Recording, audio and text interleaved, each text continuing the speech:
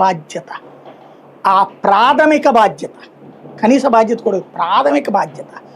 చదువుకోవాలనుకున్న వాడికి చదువు చెప్పించడం, అనారోగ్యం పాలయ్యే వాడికి వైద్యం అందించడం అన్నట్టు.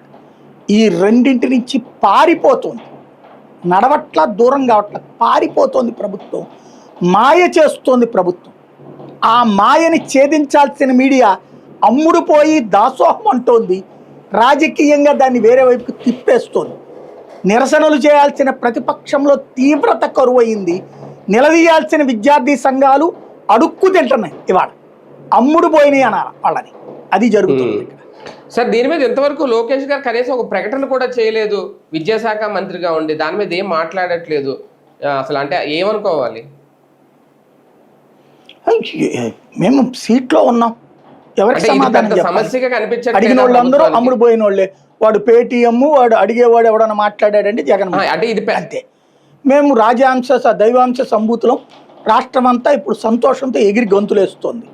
డిఎస్సీది అడిగినా సమాధానం ఉండదు, అదేదో యూనిఫాములు మొన్న ఆగిపోయినాయి అని వాళ్ళు రాశారు, దానికి సమాధానం ఎవరికి చెప్పాల్సిన పని మాకు లేదు, అంతే. అంటే ఇది పెద్ద సమస్యగా కనిపించట్లేదా? దీనివల్ల విద్యార్థులు నష్టపోతున్నారు అనేది ఏం తెలియట్లేదా? ఎందుకు లైట్ తీసుకుంటున్నారు అని ఒక ఇగో, రాజశేఖర రెడ్డి అనే పదం మర్చిపోవాలి అంతే.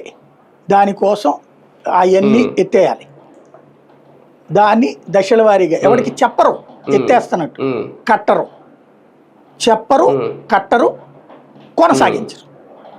పాప హాస్పిటల్ వాళ్ళందరూ పిచ్చోళ్ళలాగా వీళ్ళు వస్తే